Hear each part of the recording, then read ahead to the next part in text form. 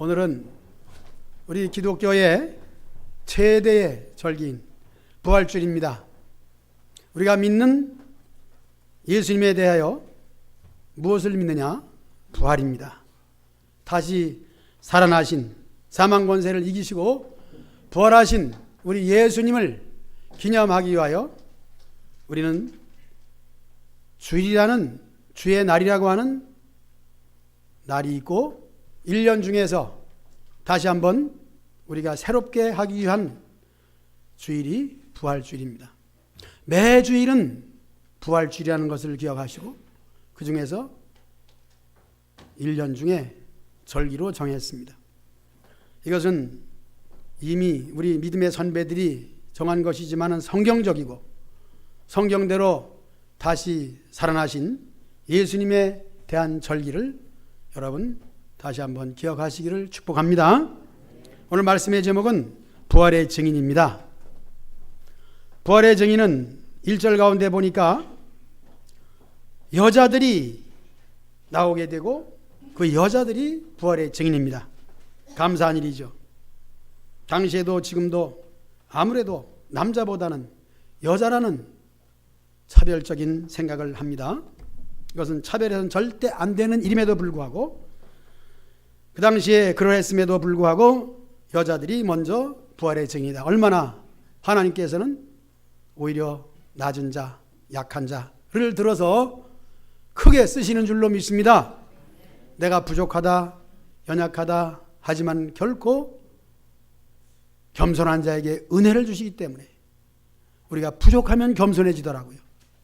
내가 잘한다, 능하다, 많이 있다, 명예 있다, 그 자체가 교만하게 되는 것입니다. 여자들 특별히 막달라 마리아 그렇습니다. 사람들에게 손가락질 받을 수밖에 없는 여인이지만 예수님의 부활에 대한 첫 번째 증인이라는 점에 있어서 오늘 여러분들이 겸손할 때에, 약할 때에, 부족할 때에 하나님이 더욱 들어 쓰시는 줄로 믿습니다. 대단히 감사한 일입니다. 오늘 설교는 부활의 증인이면서 첫 번째는 내가 증인이 되어야 된다 하는 말씀을 드리겠습니다. 많은 증인들이 성경에 기록이 되어 있습니다. 그것은 오늘날 예수님을 믿는 저와 여러분들에게 증인 되도록 하게 하는 선두주자가 되는 것입니다. 이제 우리 자신이 부활의 증인으로서 살아갈 때에 세상은 나면서부터 고난을 위하여 태어났다고 볼 수가 있습니다. 응애하는 순간, 응애라고 하는 것은 어머니 뱃속에서 나올 때 고통을 느끼기 때문에, 그러나 고통은 다시 한번 나를 깨우는 것이 되는 것이고, 살아가면서 많은 응애라고 하는 것에 대한 전개는 아프다, 고통스럽다, 엉엉 운다는 표현을 엉엉 그러잖아요. 어렸을 때는 응애, 성숙한 사람들은 엉엉 운다, 통곡하여 운다. 우리는 세상과 접하면서 이렇게 울음과 우리 몸에서 나는 눈물이 있습니다.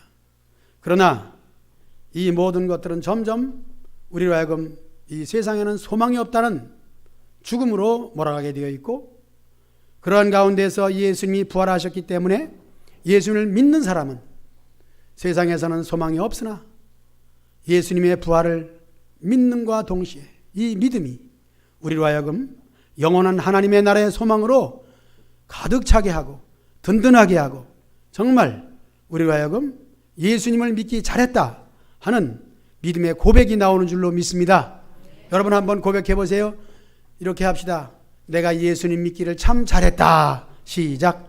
내가 예수님 믿기를 참 잘했다. 이것이 우리의 소망이고 부활의 증인입니다. 예수님을 안 믿는 사람은 우리를 어떻게 보겠습니까? 교인이요. 그리고 우리가 직분이 다 있습니다. 직분을 불러주게 되어 있죠. 그것만 해도 얼마나 감사한지 모릅니다. 그래서 우리 믿는 형제 자매들을 같이 있을 때 안 믿는 사람들이 혹 아저씨나 아줌마라고 부를 때 저는 얘기합니다. 집사님이십니다. 아무개 집사님. 시골에 장로님 한 분이 계시는데 이웃 사람들이 아저씨라고 불러요. 전화 일부러 찾아가서 아무개 장로님이라고. 안 믿는 사람도 우리 믿는 사람들을 이렇게 교회 직분을 부를 수 있는 것. 우리는 예수님 믿기를 잘했고 호칭이 있음이 감사하고 오늘 두 어린이가 학습을 받고 한 분이 학습을 받고 두 어린이가 세례를 받습니다. 여기에 대해서도 이제는 세례교인, 학습교인이라고 할 만큼 그 이름이 주어졌다는 것. 예수님을 믿는 사람의 직분이 있는가 하면은 장차 우리가 부활로 말미암아 소망 없는 세상에서 소망 있는 사람으로 거듭나게 되고 그 거듭나는 것이 우리의 증인이에요. 내가 예수님 믿는 증거가 무엇이냐? 나는 예수님의 부활을 믿는다. 다른 사람들에게 증인이 되기 전에 먼저 내 자신이 부활을 믿는 부활의 자신 되기를 축복합니다. 부활을 믿는 것 쉬우면서도 오늘은 부활주의를 통해 더욱 이 믿음이 여러분들 속에 들어갈 줄로 믿습니다. 말씀을 다시 봅니다. 이 여인들이 무덤에 찾아간 것은 향품을 가지고 예수님 시체에 발라드리려고 간 것입니다. 여기에 대하여 우리는 생각해 봐야 됩니다. 부활이라고 하는 것을 아무리 강조해도 이 부활의 신앙이 들어가기란 어려워요. 그런데 저는 그런 것을 설교했습니다. 이 여인들이 믿음이 좋다면 최고로 좋은 사람들인데 부활을 믿는 것이 아니라 죽음에 대한 애도와 아쉬움과 그래서 시체에 향품을 발라드리고자 하는 예수님을 사랑하는 마음이죠. 이것은 교회를 사랑하는 마음을 가지고 교회에 나올 때 우리에게는 향품이 들려 있습니다. 무엇인가 준비하여 나오게 됩니다. 그래서 우리가 예배드리러 나올 때 준비할 것은 첫째 마음이죠. 그리고 옷도 최고로 좋은 것을 입어야 된다. 뭐 최고로 좋다는 것은 외출복을 입고 집에서 일하는 옷을 입는 것이 아니라 설거지하는 앞치마를 차고 나오는 것이 아니라 얼굴에 화장도 하고 옷도 좋은 것으로 입는 것, 이것이 준비죠. 향품을 가지고 나왔다 하는 그 마음입니다. 여러분, 향품을 가지고 예수님께 나오시기를 축복합니다. 그때에 이 여인들은 부활하신 예수님이기 때문에 시체가 없어진 것을 보았습니다. 그리고 천사가 나타나서 예수님은 여기 계시지 않다, 부활하셨다 하는 소리를 들었습니다. 이 여인들도 예수님이 벌떡 일어난 것을 보지 못했습니다. 그러나 천사의 증언을 통하여 현장에 예수의 시체가 없음을 보고 그들은 이미 예수님 살아있을 때 말씀한 것이 생각이 나고 그것으로 말미암아 부활을 믿었다는 것입니다. 그러므로 우리의 믿음은 오직 말씀이에요. 그리고 성령께서 감동해 주셔서 그 말씀을 믿게 하는 것입니다. 부활 당시에도 예수님이 일어난 것을 본 사람은 없습니다. 그러나 분명한 것은 시체가 없고 수의, 세마포는 가는 배로 시체를 싸는 수의를 말합니다. 그것만 개켜 있었다. 그리고 천사의 말입니다. 천사의 말은 성령으로 감동되어 나타났기 때문에 우리가 믿는 것은 성령으로 믿는 거예요. 얼마나 감사합니까? 여기서 또 알 것은 우리는 눈으로 보는 것으로서의 믿음이 생기질 않아요. 의심하다 보면은 예수님이 설교해도 설교 잘하는 사람 중에 하나는 바울이잖아요. 바울이 설교를 해도 은혜를 못 받습니다. 다만 성령님의 감동을 받고 그 말씀이 정말 그런가 하여 믿을 수 있는 감동된 마음, 그것으로 우리는 믿음이 생기는 거예요.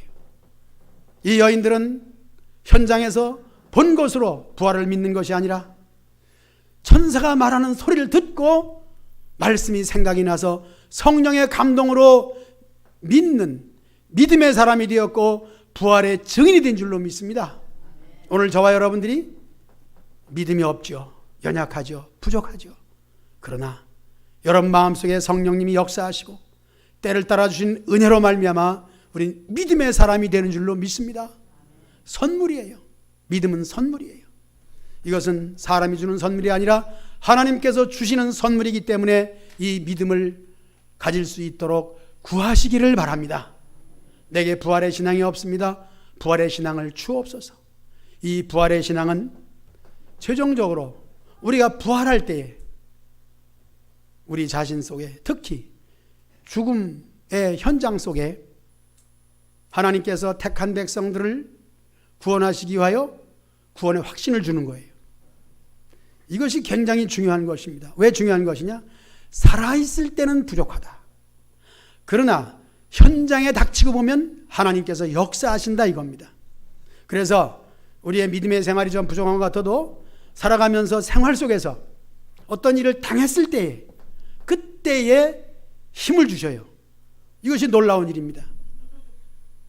우리의 믿음이 부족하지만은 하나님께서 어떤 어려운 상황 속에서 믿음이 필요할 때에 와서 도와주시는 줄로 믿습니다. 이렇게 연약한 여인들이 부족하지만은 그래도 향품을 준비하는 그 마음을 가지고 있을 때 부활의 신앙이 되게 하신 것을 여러분 믿으시기 바랍니다. 나는 부족하다. 그러나 우리가 할 것이 있는데 무엇이냐면 향품을 준비하는 거예요. 향품이란 무엇일까요? 자기 나름대로의 하나님을 섬기는 마음이에요.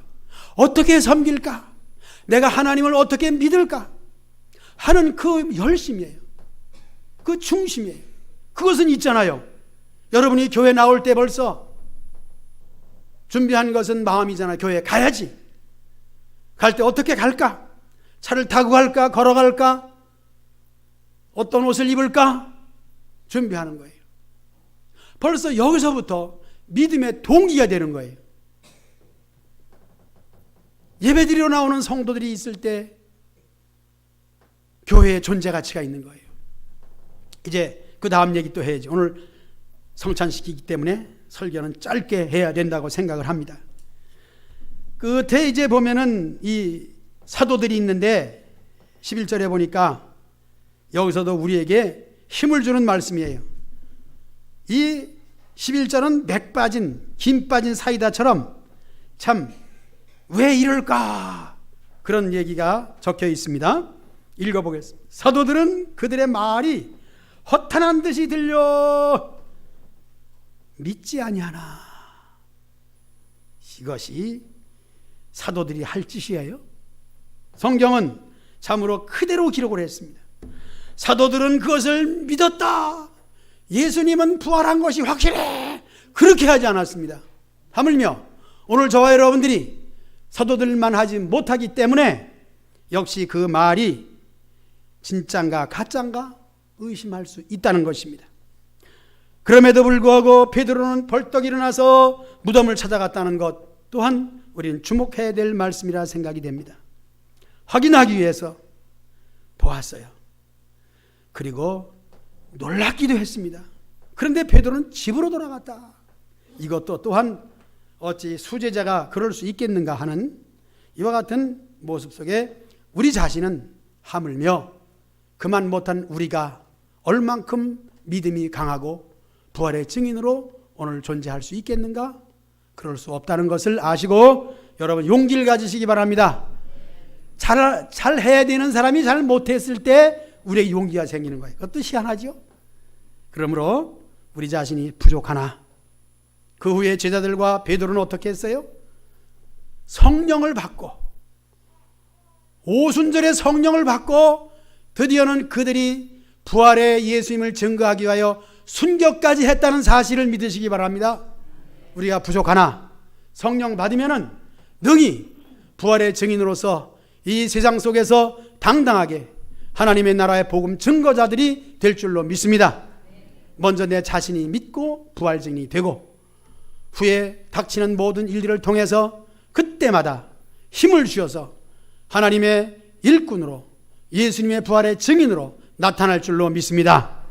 이렇게 부활의 증인을 설교하고 이어서 이제 성찬을 할 때에 성찬도 역시 예수님의 생애 속에서 우리에게 살을 찢어 주시고 피를 흘려 주신 이것을 기념할 때에 부활의 신앙이 불일듯 일어나게 될 줄로 믿습니다. 의미 있게 참여하시기를 바랍니다. 두 안수 집사님들 지명하여 세웠습니다. 나와서